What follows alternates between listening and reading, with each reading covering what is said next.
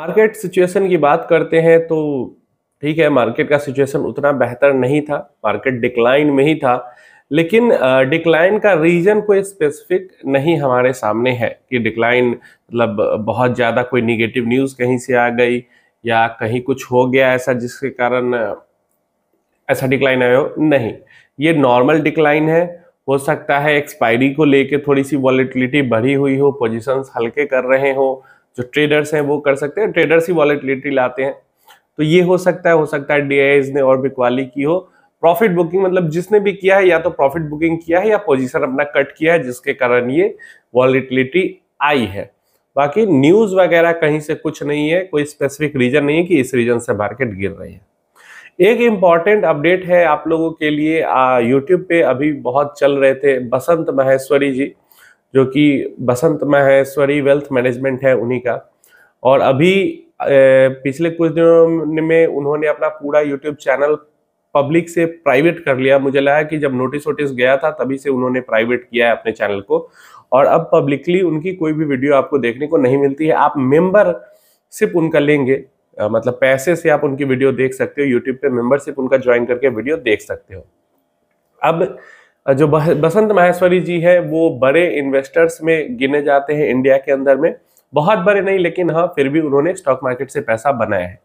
और अभी सेबी का डंडा इन पे क्या चला है वो मैं बता देता हूँ, फिर मैं थोड़ी सी अपनी राय इनके बारे में दूंगा आपको। तो इन पे सेबी का डंडा ये चला है, दो रीजन से इन पे पेनल्टी लगाई गई है।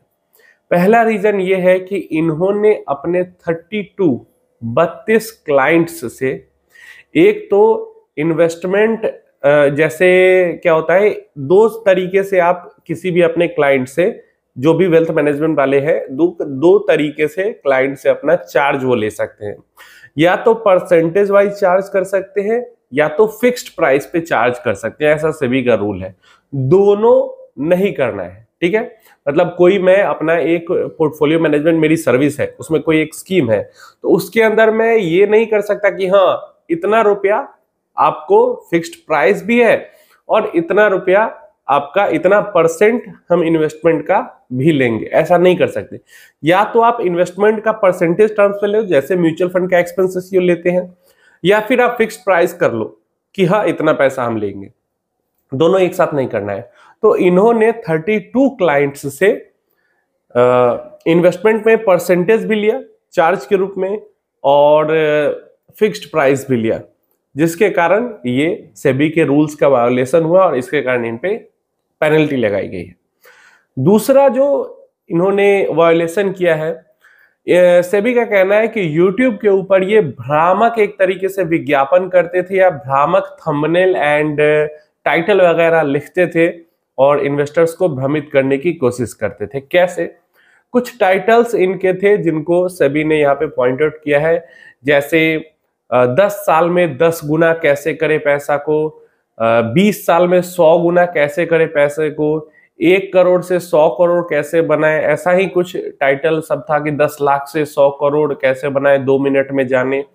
ये सब जो थंबनेल टाइटल था, इसको पॉइंट आउट करते हुए सेबी ने कहा है कि ये सब जो भी स्टॉक मार्केट के अंदर जो रजिस्टर्ड एंटिटी है या जो ये सब सर्विसेज चला रही, जैसे कोई म्यूचुअल फंड है, कोई पीएमएस है, ये सब जो है अपने विज्ञापन में गारंटेड रिटर्न की बात नहीं कर सकती। मैंने हमेशा बोला कि इक्विटी के अंदर में गारंटेड रिटर्न की बात किसी ने कर दी, सेबी का डंडा चल जाएगा, ये इलीगल है। और अगर हम बात कर रहे हैं कि 10 साल में 10 गुना, 20 साल में 100 गुना, 30% CAGR या ऐसा कुछ बात कर रहे हैं, मैं अगर करता हूं ना तो चल भी जाएगा, क्योंकि मैं कोई ऐसी सर्विस नहीं दे रहा किसी को, ना मैं म्यूचुअल फंड बेच रहा हूं, ना मैं पीएमएस बेच रहा हूं, मैं कुछ बेच नहीं रहा यहाँ पे, ठीक है। मैं एजुकेट कर रहा हूं इन्वेस्टर को।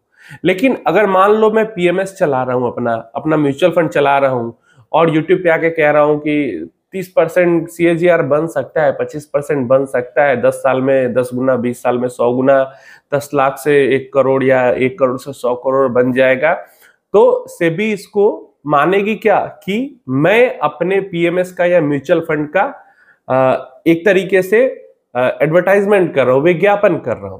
और ठीक है, यूट्यूब को भी, यूट्यूब पे अगर कोई एंटिटी वीडियो बनाती है तो वो विज्ञापन की तरह लिया जाएगा और विज्ञापन में बिल्कुल अलाउड नहीं है किसी भी हालात में रिटर्न्स के बारे में बात करना इस तरीके से। तो ये एक चीज हो गई। तो ये दो वायोलेशन के कारण इनको बुक किया गया है और मुझे तो लगता है बहुत कम पेनल्टी लगाई, 4 लाख के लगभग में पेनल्टी लगाई गई। मुझे तो लगता है कम से कम 4 करोड़ की पेनल्टी इन पे लगानी चाहिए थी। बहुत पैसा कमाया इन्होंने, 4 करोड़ की लगानी चाहिए थी। अब देखो मेरी राय जो इनके बारे में, ठीक है बहुत दुनिया भर का ज्ञान इनको जरूर होगा स्टॉक मार्केट के बारे में, लेकिन मुझे नहीं लगता कि ये एक सक्सेसफुल इन्वेस्टर है। इन्होंने अपने शुरुआती फेज कहूं या फिर मिड फेज कहूं, मिड फेज में इन्होंने पैसा बना लिया और इनका पैसा तुक्के से ही बन गया। ऐसा नहीं कि मतलब ये आज के डेट में आप इनको कहो कि हाँ 10 स्टॉक ये निकालेंगे तो 10 में से 1 स्टॉक भी नहीं चलेगा, ऐसे इनका हालात है। पिछले 5-7 सालों का अगर इनका पीएमएस का आप रिकॉर्ड चेक करते हो तो मतलब एक्टिव म्यूचुअल फंड तो छोड़ दो, निफ्टी 50 इंडेक्स को भी ये बीट नहीं कर पा रहे। 10% 11% ऐसे रिटर्न है, जबकि पिछले 5 साल में इतना बड़ा बुल मार्केट आया फिर कि भी इनका पीएमएस अच्छा रिटर्न नहीं दे रहा है। पूरी की पूरी रैली इन्होंने मिस की है। अब जैसे एक कंपैरिजन करते हैं, जैसे मैं आपको हमेशा कहता हूँ रामदेव अग्रवाल बहुत बड़े इन्वेस्टर हैं, बहुत बड़ा नाम है। देखो इनके म्यूचुअल फंड्स कितना बढ़िया काम कर रहे हैं। मतलब म्यूचुअल फंड भी इनका जो बिजनेस है वो भी अच्छा रिटर्न दे रहा है। ये भी बिजनेस से भी पैसा बना रहा है, इन्वेस्टमेंट से भी पैसा बनाया है इन्होंने, लेकिन इनका जो बिजनेस है वो दूसरों के लिए भी पैसा बना रहा है। तो इसलिए मैं कह रहा हूं कि रामदेव अग्रवाल एक सक्सेसफुल इन्वेस्टर हैं एंड बढ़िया काम भी कर रहे हैं। लेकिन वहीं पे अगर हम बसंत माहेश्वरी को देखें तो इन्होंने तुक्के से कभी पैसा बना लिया एंड देन उसके बाद अपना उसी से बिजनेस इन्होंने चलाया और बिजनेस में वही रिटर्न बना के दूसरों को दे नहीं पा रहे। ऊपर से ऊपर ये आधे घंटे की एक बीएम मीट्स रखते हैं और आधे घंटे मिलने के लिए 1 लाख रुपए आई थिंक चार्ज करते हैं। ये आधे घंटे को इनसे मिलेगा जाके तो उसके लिए ये लगभग 1 लाख रुपए चार्ज करते हैं। ठीक है चार्ज कर सकते हैं, बुरा नहीं है, लेकिन ऐसा तो नहीं है कि चार्ज करके वो डोनेट कर देते हैं। जैसे वॉरेन बफे किसी के साथ डिनर करते हैं और उसके लिए जो वो चार्ज होता है उसकी बिडिंग होती है तो वो एक चैरिटेबल होता है, वो डोनेट हो जाता है। लेकिन ये किसी से बीएम मीट करते हैं, उससे पैसा लेते हैं तो चैरिटी नहीं करते, वो पैसा पूरा रख लेते हैं। तो समझ रहे हो कि ठीक है ये बहुत बड़े इन्वेस्टर हैं, लेकिन अब वो इन्वेस्टिंग से पैसा नहीं बना पा रहे। जो पैसा इन्होंने बना लिया है अब ये उस पर रिस्क नहीं लेना चाहते या जो भी रीजन हो, अब ये रिटर्न नहीं जनरेट कर पा रहे हैं कि पिछले कई सालों से। तो ये इनके हालात है अभी के समय में। वीडियोस में हमेशा अपनी कॉन्सेंट्रेटेड पोर्टफोलियो स्टॉक के टर्म्स में कि आपके पास 2 लाख 5 लाख 10 लाख रुपए है तो 2-4 स्टॉक के अंदर इन्वेस्ट करो। मतलब ठीक है सही किया है, सभी ने इन पे पेनल्टी लगाई है, जरूरी था पेनल्टी लगना।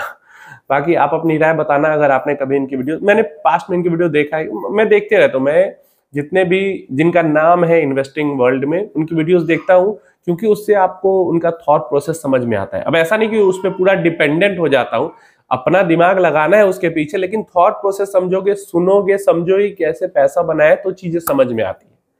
अब जैसे बताया ना मैंने कि पहले इन्होंने तुक्के से बना लिया लेकिन अब कुछ हो नहीं पा रहा है इनसे। और वहीं पे अगर आप इनके बगल में रख दो रामदेव अग्रवाल जी को, पहले भी पैसा बनाया, अभी भी ऐसा बिजनेस क्रिएट किया जो उनके लिए भी पैसा बना रहा है, दूसरों के लिए भी पैसा बना रहा है। आर.के. दवानी जी को देख लो, पैसा बनाया स्टॉक इन्वेस्टिंग से, बिजनेस ऐसा बनाया कि बिजनेस भी भर भर के पैसा बना रहे हैं। विजय केडिया जी को देख लो, पहले भी इन्वेस्टिंग की थी, माइक्रो कैप स्मॉल कैप में वो इन्वेस्ट करते हैं, पहले भी पैसा बनाया, अभी भी उनके मल्टी बैगर स्टॉक्स हैं कई। तो ये सब बेहतरीन इन्वेस्टर हैं, बढ़िया पैसा बनाया, अभी भी बढ़िया काम कर रहे बना रहे।